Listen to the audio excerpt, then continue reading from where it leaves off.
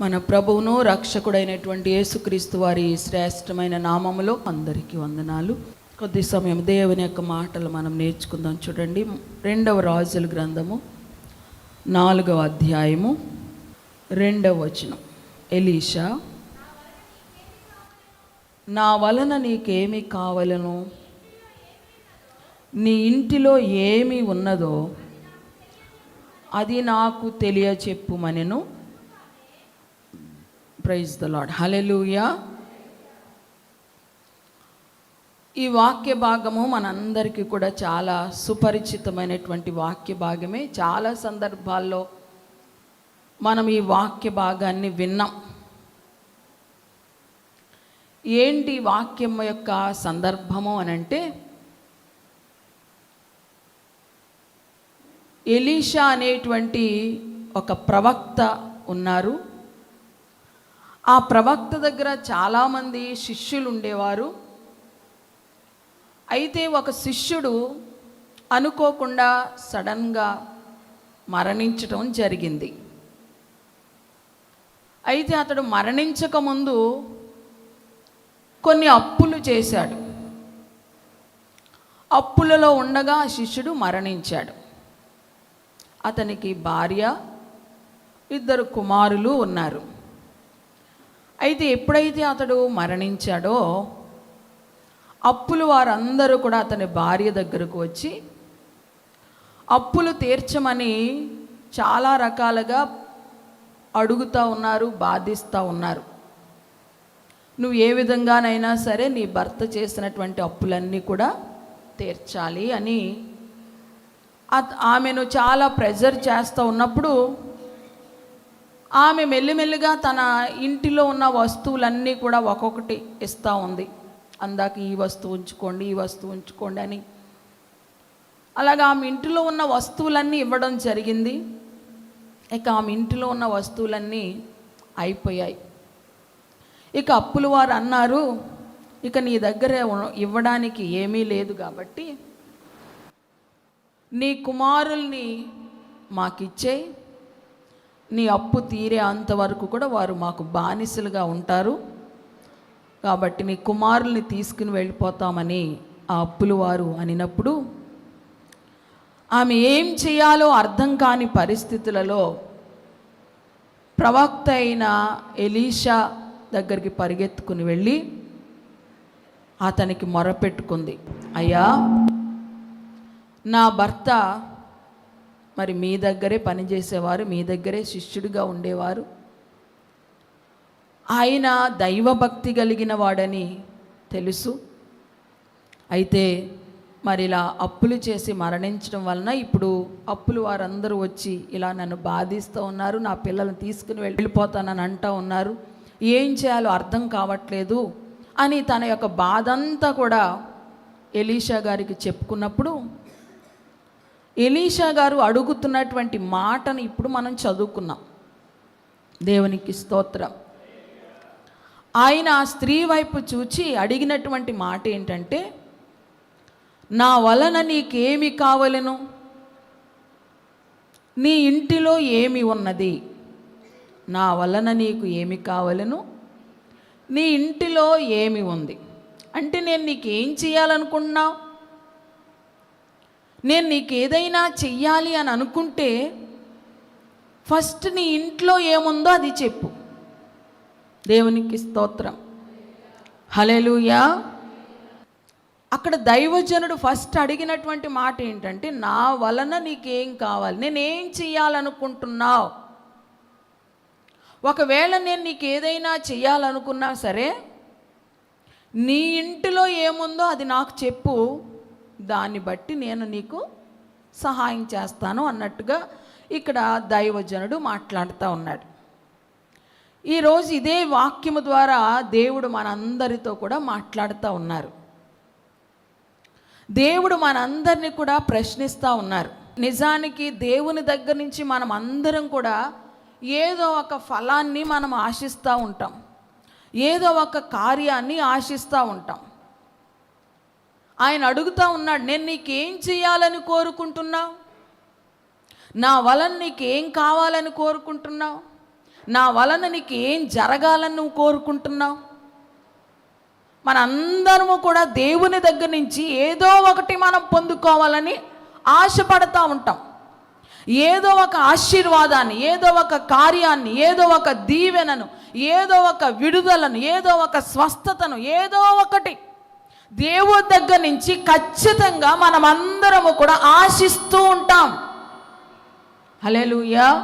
దేవుడు నాకు ఇది చెయ్యాలి, దేవుడు నాకు అది చెయ్యాలి, దేవుడు నాకు ఫలానాది చెయ్యాలి అని రకరకాలుగా మనం కోరుకుంటూ ఉంటాం.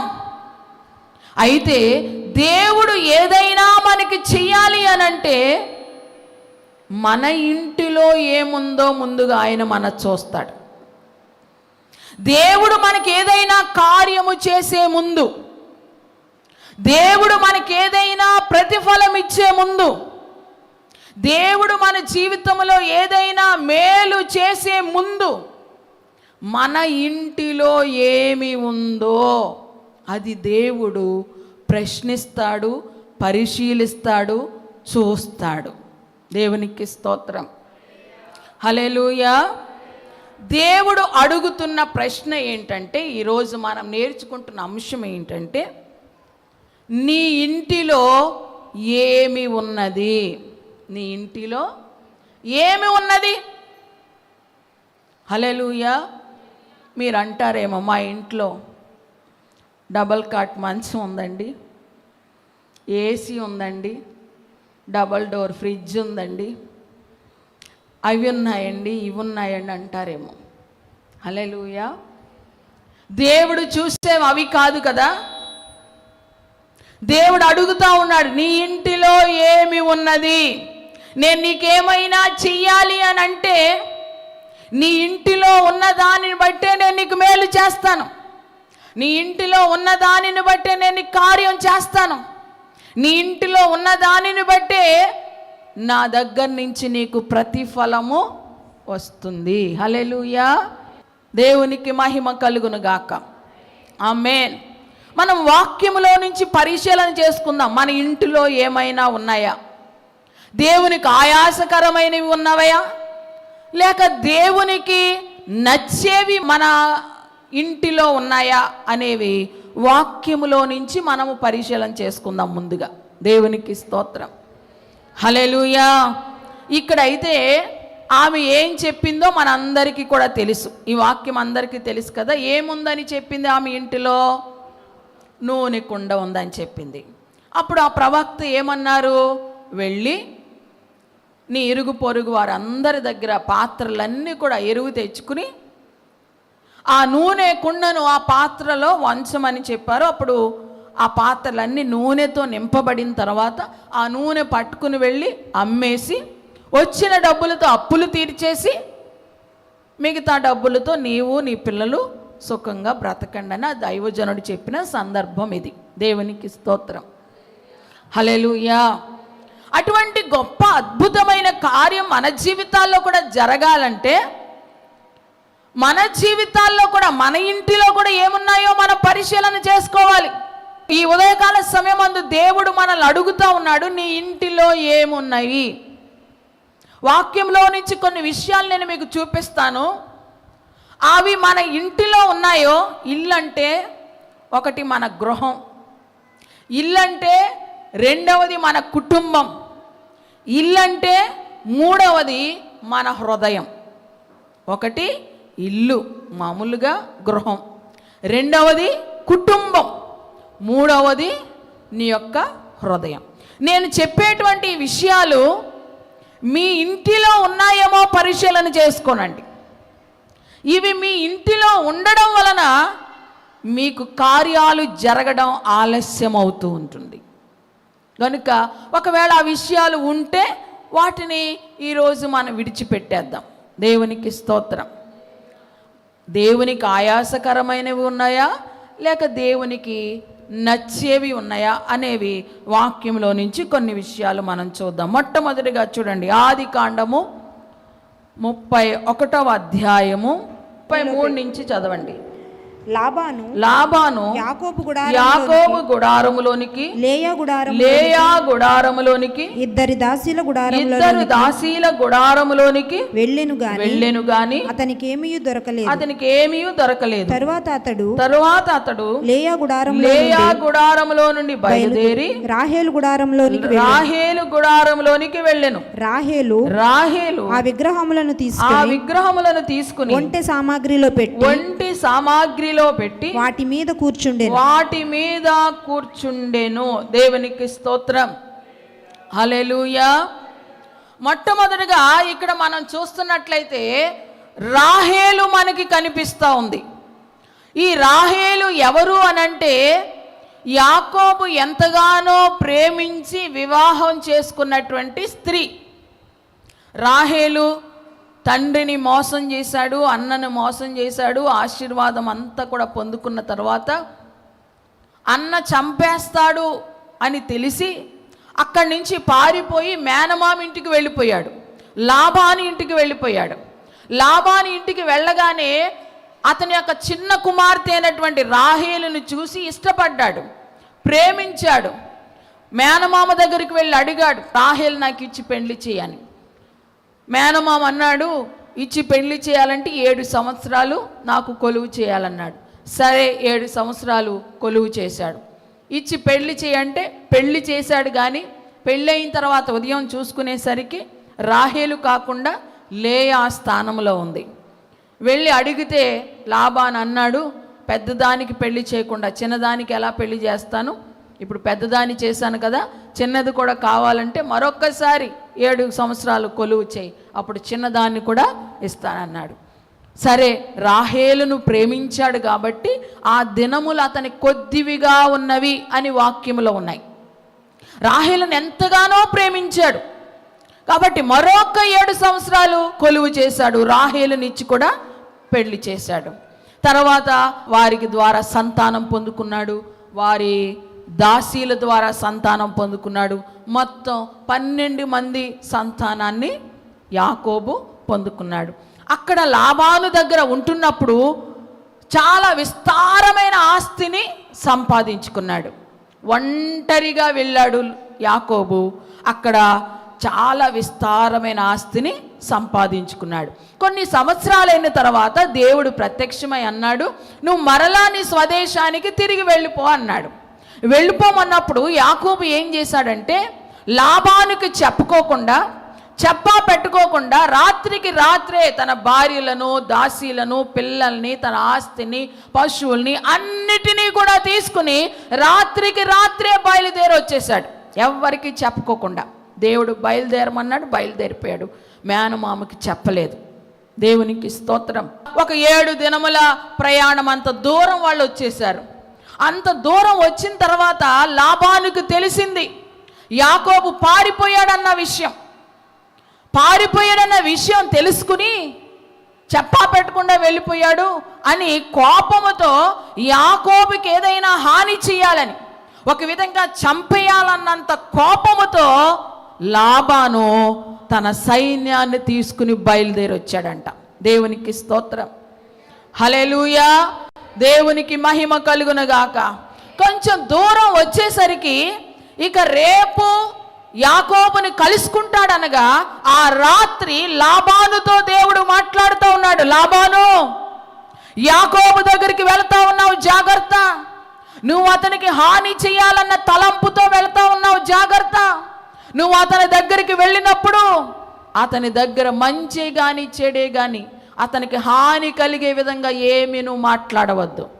చాలా సామరస్యంగా మాట్లాడేసి చక్కబెట్టుకుని వచ్చేయి, అతనికి ఏ హాని చెయ్యొద్దు అని దేవుడు లాబానును హెచ్చరించాడంట. దేవునికి స్తోత్రం. హల్లెలూయా. ఉదయాన్నే యాకోబును కలుసుకున్నాడు. యాకోబును కలుసుకుని అంటా ఉన్నాడు, యాకోబు, ఏంటి నువ్వు నాకు చెప్పా పెట్టకుండా వచ్చేసావు? వీరందరూ నా కుమార్తెలు కదా, నా మనవాళ్ళు కదా, నాకు చెప్పి వస్తే వీళ్ళందరినీ చక్కగా ముద్దు పెట్టుకుని మంచిగా వీరిని సాగనంపేవాడిని కదా, ఎందుకు ఇలా చెప్పా పెట్టకుండా వచ్చేసావు? పోన్లే, వచ్చేసావు కానీ నా విగ్రహమును ఎందుకు దొంగలించావు, నా గృహ దేవతను ఎందుకు దొంగలించావు అని అడిగాడు. దేవునికి స్తోత్రం. హల్లెలూయా. యాకోబు అంటాడు, నీ గృహ దేవతను నేనెందుకు దొంగలిస్తాను, నీ గృహ దేవత నాకేం పని, నేను దాన్ని దొంగలించలేదు, నేను దాన్ని తీసుకోలేదు. ఇదిగో కావాలంటే మా గుడారాలన్నీ కూడా చెక్ చేసుకో, ఎవరి గుడారములో అయితే ఆ గృహ దేవత యొక్క బొమ్మ దొరుకుతుందో వారు మరణానికి పాత్రుడు, వారిని చంపేస్తాను అన్నాడు యాకోబు. దేవునికి స్తోత్రం. హల్లెలూయా. నిజానికి ఆ గృహ దేవత యొక్క బొమ్మ ఎవరు దొంగిలించి తెచ్చుకున్నారు అని అంటే, యాకోబు ఎంతగానో ఇష్టపడి ప్రేమించే వ్యక్తి అయిన రాహేలు దొంగిలించి తెచ్చుకుంది. హల్లెలూయా. హల్లెలూయా. ఆ విషయం యాకోబుకి తెలియదు. తాను ప్రేమించే రాహేలే దొంగిలించి తెచ్చుకున్నదన్న విషయం తెలియక, ఎవరి గుడారములైతే ఆ గృహ దేవత బొమ్మ దొరుకుతుందో వాని చంపేస్తానని చెప్పాడు. చెక్ చేసుకో వెళ్ళి అన్నాడు. లాబాను వెళ్ళి అందరి గుడారాలు చెక్ చేస్తా ఉన్నాడు. హల్లెలూయా. అందరి గుడారాలు చెక్ చేసుకుంటూ లేయా గుడారాన్ని కూడా చెక్ చేశాడు. లేయా గుడారంలో నుంచి రాహేలు గుడారంలోనికి వచ్చాడు. దేవునికి స్తోత్రం. అయితే ఈ రాహేలు ఏం చేసిందంటే, రాహేలు తన గుడారములో ఆ యొక్క గృహ దేవత యొక్క బొమ్మను ఒక సంచిలో పెట్టేసి ఆ సంచి మీద ఆమె కూర్చుంది. ఆ గుడారంలో ఒక సంచిలో ఆ బొమ్మ పెట్టేసి దాని మీద కూర్చుని, తండ్రి ఆ గృహాన్ని పరీక్షించుకోవడానికి వచ్చినప్పుడు, చెక్ చేసుకోవడానికి వచ్చినప్పుడు తండ్రితో అంటుంది, అయ్యా నేను కడగా ఉన్నాను, లేవలేని స్థితిలో ఉన్నాను కనుక నన్ను క్షమించండి, మిగతాదంతా చెక్ చేసుకోండి అన్నది. హల్లెలూయా. దేవత బొమ్మేమో ఆ సంచిలో పెట్టేసి ఆ సంచి మీద కూర్చుని, మిగతాదంతా చెక్ చేసుకోండి, నేను కడగా ఉన్నాను, లేవలేను కాబట్టి నా గుడారం చెక్ చేసుకోండి వెళ్ళండి అన్నది. అంతా చెక్ చేశాడు కానీ ఆ గృహదేవత బొమ్మ దొరకలేదు. కానీ ఎక్కడుంది? ఆ రాహేలు కూర్చున్నటువంటి ఆ సంచిలో ఆ గృహదేవత యొక్క బొమ్మ దాచిపెట్టబడి ఉంది. దేవునికి స్తోత్రం. ఈ వాక్య భాగాన్ని బట్టి మొట్టమొదటిగా రాహేలు గుడారములో ఏమి ఉంది, రాహేలు ఇంటిలో ఏమి ఉంది అని అంటే ఒక విగ్రహము ఉంది. ఏముంది రాహేలు ఇంటిలో? ఒక విగ్రహము దాచిపెట్టుకొని ఉంది.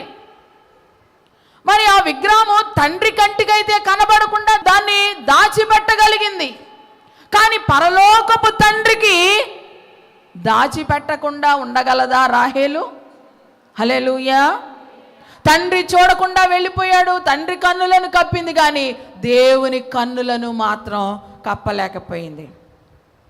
ఆ గృహదేవత యొక్క బొమ్మను దొంగిలించి రాహేలు దాన్ని తన గుడారములో దాచిపెట్టుకుని ఉండటం వలన రాహేలుకు వచ్చిన ప్రతిఫలం ఏంటంటే, రాహేలు తన ప్రయాణము కడ వరకు కూడా కొనసాగించలేకపోయింది, మార్గ మధ్యలోనే చనిపోయింది. ఆమెను ఒక చోట పాతి పెట్టేసి వెళ్ళిపోయారు. దేవునికి స్తోత్రం. యాకోబు తన స్వదేశానికి తిరిగి వెళ్తున్నాడు కదా, ఆ స్వదేశానికి చేరుకోలేకపోయింది రాహేలు. మధ్యలోనే చనిపోయింది, మధ్యలోనే ఒక చోట ఆమె పాతి పెట్టబడింది. దేవునికి స్తోత్రం. తన గుడారములో ఆ విగ్రహాన్ని దాచిపెట్టుకోవడం వలన ఆమె మార్గ మధ్యలోనే చనిపోయింది. దేవునికి స్తోత్రం. యాకోబు అయితే ఏమన్నాడు? ఆ గృహ దేవత యొక్క బొమ్మ ఎవరి గృహంలో అయితే దొరుకుతుందో వాళ్ళని చంపేస్తానన్నాడు. కానీ వాళ్ళెవ్వరికి దొరకకుండా ఈమె తప్పించుకుంది. కానీ దేవుని కన్నుల నుండి మాత్రం తప్పించుకోలేకపోయింది. దేవుడు ఆమె చేసిన దాన్ని చూసి దానికి తగిన ప్రతిఫలము ఆమె మార్గ మధ్యంలో మరణము ద్వారా పొందుకున్నట్లుగా వాక్యంలో మనం చూస్తూ ఉన్నాం. దేవునికి స్తోత్రం. కొన్నిసార్లు ఇటువంటి విగ్రహాలను వెంటబెట్టుకుని ప్రయాణిస్తూ ఉండడం వలన శత్రువు మనల్ని తరుముకొస్తూ ఉంటుంది. ఏ విధంగానంటే చూడండి, లాబాను ఎలాగైతే యాకోబును అతని యొక్క పనివారందరిని కూడా చంపాలనేటువంటి, హాని చేయాలనేటువంటి ఉద్దేశముతో, కోపావేశముతో వచ్చాడు. కారణం ఏంటి? ఒక గృహదేవత వారు పట్టుకుని వెళుతూ ఉన్నారు. ఆ చంపేయాలన్న కోపముతో లాబాను వచ్చాడు. కానీ లాబాను యాకోబుకి ఏ హాని చేయకుండా దేవుడు తప్పించాడు. దేవునికి స్తోత్రం, హల్లెలూయా. దేవుడు తప్పించాడు. కానీ ఆ ఇంటిలో, ఆ గుడారములో ఆ విగ్రహము ఉండడం వలన రాహేలు మాత్రం తప్పించుకోలేకపోయింది. దేవునికి స్తోత్రం, హల్లెలూయా. దేవుని నామానికి మహిమ కలుగునుగాక. మొట్టమొదటిగా రాహేలు గుడారములో ఒక విగ్రహము ఉంది. ఈరోజు నీ ఇంటిలో ఏముంది అనే ప్రశ్నకు మన ఇంటిలో ఏమైనా విగ్రహములు ఉన్నాయా అనేవి మనము పరిశీలన చేసుకోవాలి. మన ఇంటిలో ఏమైనా విగ్రహాలు ఉన్నాయా? మీరు అనొచ్చు, మా విగ్రహాలు ఎప్పుడో తీసి బయట పారేసామండి, ఇప్పుడు వరకు ఎక్కడ ఉన్నాయండి? దేవుణ్ణి నమ్ముకున్నప్పుడే మా ఇంట్లో ఉన్న విగ్రహాలన్నీ పడేసామండి అనొచ్చు మీలో కొంతమంది. హల్లెలూయా. దేవుని వాక్య ప్రకారంగా విగ్రహము అంటే, చూడండి, విగ్రహము అంటే ఒక బొమ్మ కాదు. పరిశుద్ధ గ్రంథం ప్రకారంగా విగ్రహము అంటే ఒక బొమ్మ కాదు. విగ్రహము అంటే ఏంటో తెలుసా? దేవుని స్థానం ఎవరికి ఇస్తున్నామో, దేవుని స్థానం దేనికి ఇస్తున్నామో అదే ఒక విగ్రహము. హల్లెలూయా. ఇంకా చెప్పాలంటే దేవుని కంటే ఎక్కువగా ఎవరినైతే ప్రేమిస్తున్నామో, దేవుని కంటే ఎక్కువగా ఎవరికైతే మనము ప్రాముఖ్యతనిస్తున్నామో, దేవుని కంటే ఎక్కువగా మనము దేనికైతే ఇంపార్టెన్స్ ఇస్తున్నామో అదే మన జీవితాల్లో ఒక విగ్రహము. హల్లెలూయా. దేవునికి మహిమ కలుగునుగాక. పరిశుద్ధ గ్రంథంలో ఒక మాట ఉంటుంది, కొలస్సీ పత్రిక 3వ అధ్యాయం 5వ వచనంలో, విగ్రహారాధన అయిన ధనాపేక్ష అని ఉంటుంది. ఏంటంటది? విగ్రహారాధన అయిన ధనాపేక్ష. ధనాపేక్ష అనేది ఒక విగ్రహారాధనతో పోల్చింది వాక్యం. దేవునికి స్తోత్రం, హల్లెలూయా. విగ్రహారాధన అంటే ఒక విగ్రహాన్ని పెట్టుకుని పూజించడం కాదు. విగ్రహారాధన అంటే, విగ్రహారాధన అంటే బైబిల్ ప్రకారంగా కొంతమంది ఇంకెంతసేపు దేవుని గురించి ఆలోచించరు, దేవుని కార్యాల గురించి ఆలోచించరు. ఎంతసేపు డబ్బు డబ్బు డబ్బు, ఎంతసేపు ధనాపేక్ష, ధనమును ఎలా సంపాదించాలి, ధనము మీద అపేక్ష కలిగి ఉంటారంట. హల్లెలూయా. కొంతమంది గుండె లబ్ డబ్ అని కొట్టుకోవడానికి బదులుగా డబ్బు డబ్బు డబ్బు అని కొట్టుకుంటా ఉంటుందంట. హల్లెలూయా. ఏమని కొట్టుకుంటా ఉంటుంది? డబ్బు డబ్బు డబ్బు. ఇంకెంతసేపు డబ్బు డబ్బు, ఇక వేరే ఆలోచన ఉండదు. డబ్బు సంపాదనే వాళ్ళకి ముఖ్యం, ధనాపేక్ష. హల్లెలూయా. ఈరోజు ఆదివారం కదా, దేవుని మందిరానికి వెళ్ళాలని ఉండదు వాళ్ళకి. ఈరోజు మందిరానికి వెళితే అమ్మో ఈరోజు జీతం పోతుంది, ఈరోజు కూలిపోతుంది, ఈరోజు జీతం పోతే, ఈరోజు కూలిపోతే, ఒక 100 రూపాయలు పోతే ఎలాగా, మళ్ళా ఎలా సంపాదిస్తాం 100 రూపాయలని ఆలోచిస్తారు. కానీ దేవుని మందిరంలో ఉండే ఆశీర్వాదం గురించి మాత్రం ఆలోచించరు. హల్లెలూయా, హల్లెలూయా. అంటే దేవుని మందిరము కన్నా డబ్బు సంపాదనకి ఎక్కువ ప్రాముఖ్యతనిస్తారు. ధనాపేక్ష ఒక విగ్రహారాధన అని ఒక బైబిల్ చెప్తా ఉంది. ధనము సంపాదించకూడదు అంటే ధనము సంపాదించాలి, ధనం కావాలి. ధనం లేకపోతే ఏ పని మనం చేయలేం. సంపాదించాలి, మన అవసరతలు అన్నీ తీర్చబడాలంటే డబ్బు కావాలి, సంపాదించాలి. కానీ సంపాదనే జీవితం అన్నట్టుగా బ్రతకకూడదు. దేవునికి ఇవ్వాల్సిన స్థానం, దేవునికి ఇవ్వాల్సిన ప్రాముఖ్యత సంపాదన లేక ధనమునకు మనము ఇవ్వకూడదు. హల్లెలూయా. డబ్బు ఉంటే చాలు ఏదైనా చెయ్యొచ్చు అనుకుంటారు కొంతమంది. హల్లెలూయా, హల్లెలూయా. డబ్బుంటే డబల్ కాట్ మంచము, స్ప్రింగ్తో కూడిన పరుపు కొనుక్కోవచ్చేమో కానీ నిద్ర మాత్రం వస్తుందా? హల్లెలూయా.